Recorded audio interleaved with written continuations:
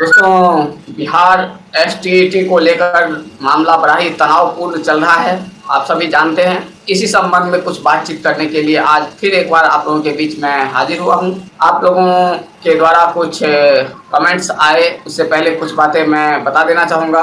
दोस्तों, जैसा कि आप सभी जानते हैं कि बिहार बोर्ड के द्वारा बिहार एसटीईटी की परीक्षा को जो है रद्द किया जा चुका है। और उसके लिए जो है सबसे पहली बात ये होती है कि यह रद्द करना कहाँ तक जायज है। तो देखिए, मेरे विचार से यह रद्द करना बिल्कुल जायज नहीं है, क्योंकि सब कुछ हो गया था। रिजल्ट आने वाला था 15 मई को, और 16 मई को कहा जाता है कि परीक्षा रद्द हो गया, तो जो कि कहीं से जायज नहीं है। अगर आपको रद्द करना था तो पहले ही कर लेते। कुछ कमेंट्स आप लोगों के आने शुरू हो गए हैं। केस हो गया है पटना। जी हाँ, केस हो गया है। शायद कल जो है पटना हाईकोर्ट में इसके खिलाफ केस डाला गया है कि एसटीईटी का रिजल्ट दिया जाए। यह कमेंट था माँ कृष्णा कोचिंग सेंटर का। Manoj Kumar, hello sir, hello.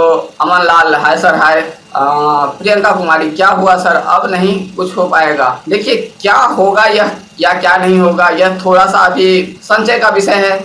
हो सकता है कि 22-23 तारीख को कुछ पता चले। हो सकता है 22 तारीख को एक बार फिर से कुछ जजमेंट आए बिहार एसटीईटी के संदर्भ में। जहां तक सुनवाई होने का सवाल है, 22 तारीख को शायद एक बार फिर से सुनवाई होनी है। मनोज कुमार, रिजल्ट के लिए जोर दिया जाए, कुछ कीजिए। देखिए, मैं तो सदैव से इस पक्ष में हूँ कि रिजल्ट दिया जाए बिहार एसटीईटी का, क्योंकि जो भी दिक्कत हुई तो इसमें अभ्यर्थियों की कोई गलती नहीं थी। क्योंकि कदाचार की जहां तक बात है, माना कि कुछ सेंटरों पे कदाचार हुआ, लेकिन वहां पे पुनः परीक्षा ले लिया गया और उसका फिर आंसर की भी जारी हुआ। उसके बावजूद आप बिहार बोर्ड के द्वारा जो है परीक्षा कैंसिल किया गया, जो कि कहीं हद तक जायज नहीं है। अगर आपको कैंसिल ही करना था तो जब शुरू में एग्जाम हुआ था, अभ्यर्थियों ने कहा था कि परेशानी है, कदाचार हुआ है, उस समय आपने सिरे से खारिज कर दिया कि नहीं, ऐसा कुछ नहीं है, 2-4 सेंटरों पे हुआ है, वहाँ फिर से परीक्षा ले लेंगे। और आपने परीक्षा भी लिया और फिर उसका आंसर की भी जारी किया। तो और उसके बाद जब रिजल्ट देने का टाइम आया तो आप परीक्षा कैंसिल करते हैं, जो कि किसी भी एंगल से जायज नहीं है। इसलिए मैं तो बिहार बोर्ड से मांग कर रहा हूँ लगातार कि या तो आप रिजल्ट जारी करें, और अगर आप रिजल्ट जारी नहीं करते हैं, परीक्षा लेंगे ही, तो इसकी कोई गारंटी नहीं है कि फिर से कदाचार नहीं होगा। जहां तक रहा सब्जेक्ट कॉम्बिनेशन और सिलेबस की बात, तो सिलेबस आपने जारी नहीं किया था, बोर्ड ने जारी नहीं किया था, तो इसमें अभ्यर्थियों की कोई गलती नहीं है। पेपर सेट आपने ठीक से नहीं किया था, तो इसमें अभ्यर्थियों की कोई गलती नहीं है। तो मेरी बोर्ड से एक ही मांग है कि आप अपना कैंसिलेशन वाला नोटिफिकेशन को वापस लीजिए और रिजल्ट जारी कीजिए। और अगर आप किसी भी कारण से ऐसा करने में असमर्थ है और दोबारा परीक्षा होगा ही, तो मैंने यह मांग रखी है कि सबसे पहले सिलेबस जारी कीजिए, डिटेल्स में क्लियर सिलेबस, और उसके बाद सिर्फ और सिर्फ ऑनलाइन एग्जामिनेशन लीजिए। ऐसा मेरा विचार है। हो सकता है कुछ लोगों के विचार कुछ और हो, क्योंकि हम विभिन्न लोग हैं, तो विचारों में भी भिन्नता देखने स्वाभाविक सी बात है। अब आप लोगों के कुछ और सवाल देखते हैं। मनोज कुमार, देखिए, हाँ जी, रिजल्ट के लिए मैं ही नहीं, बहुत सारे लोग अपने स्तर पे काम कर रहे हैं। कोर्ट में केस वगैरह भी हुआ है। अब यह देखने वाली बात है कि कोर्ट में फैसला क्या आता है। Mansukh Jha, hello sir, hello ji. Vishnu Tyagi, प्रणाम सर, चरण स्पर्श, आपका नंबर मिल गया, धन्यवाद। ठीक है जी विष्णु त्यागी जी।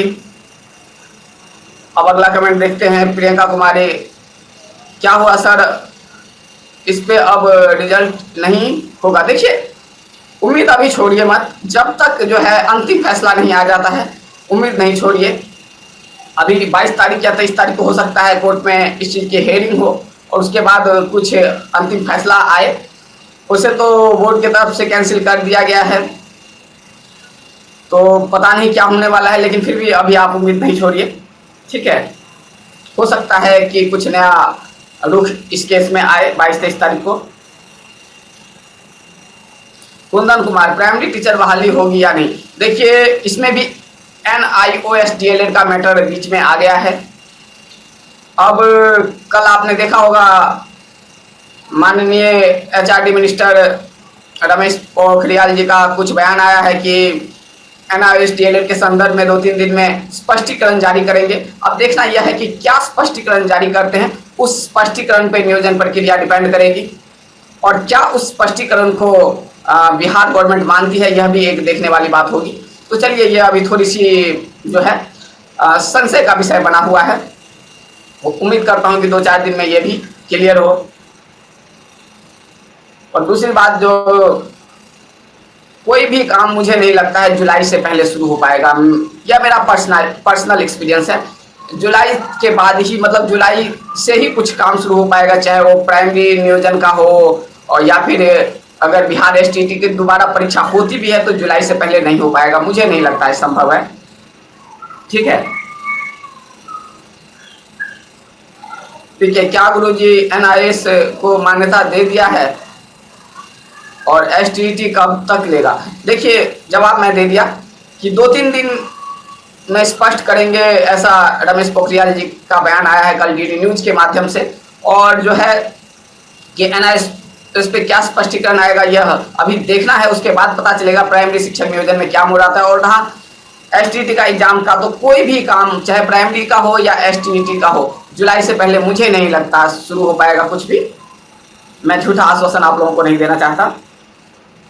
राबिन देव, क्या हो सकता है एसटीईटी में अनुमान? देखिए, जब मैटर कोर्ट में जाता है ना, तो अनुमान पूर्ण तरह से सटीक नहीं बैठता है। मैटर कोर्ट में जा चुका है, हो सकता है 22 तारीख या 22-23 को कुछ डिसीजन आ जाए इस संबंध में। और उम्मीद मत छोड़िए, हो सकता है कि एक बार फिर से रिजल्ट की घोषणा की जाए।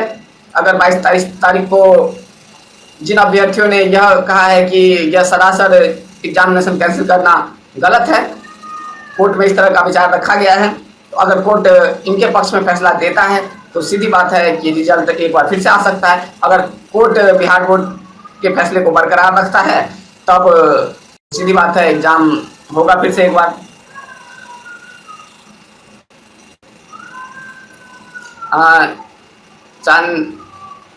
Chandramani Kumar, hello sir. Hello ji. Govind Kumar, बहुत बुरा किया नीतीश और आनंद किशोर ने। देखिए, बुरा तो सच में ही किया है। बहुत सारे अभ्यर्थियों को इनसे आशाएं थी और अब उम्मीद लग रहा था कि रिजल्ट आ जाएगा, तो ऐसे टाइम में एग्जाम रद्द करना कहीं ना कहीं अभ्यर्थियों को सदमा देने के बराबर है। मनसुख झा, एनओएस वैलिड है सर? देखिए, अभी 2-3 दिन में स्पष्टीकरण आएगा, उसके बाद ही कुछ पता चल पाएगा। मितेश कुमार, सर सरकार या नेता कुछ बोल नहीं रहे हैं, इसका क्या मतलब हो सकता है? देखिए, इसका स्पष्ट एक ही मतलब है। इसका मतलब यह है कि चुनाव सामने है, कोई भी विपक्ष का या पक्ष का नेता इसलिए नहीं बोल रहा है। अगर फॉर एग्जाम्पल मान लीजिए एनआईएस डीएलएड के समर्थन में बोलते हैं तो रेगुलर कैंडिडेट नाराज, रेगुलर कैंडिडेट के समर्थन में बोलते हैं तो एनआईएस डीएलएड कैंडिडेट नाराज, एसटीईटी के विरोध में बोलते हैं तो फिर एसटीईटी के कैंडिडेट नाराज, एसटीईटी के समर्थन में बोलते हैं। तो मतलब वही बात है कि किसी एक के पक्ष में बोलेंगे तो दूसरा पक्ष नाराज हो जाएगा और जिनसे उसके वोट बैंक पे असर हो सकता है। इसीलिए कोई भी पक्ष या विपक्ष इस पे खुलकर नहीं बोल रहा है। उम्मीद करता हूँ कि आप मेरे बातों से सहमत होंगे और इसी उम्मीद के साथ आप लोगों से एक बार लेता हूँ विदा।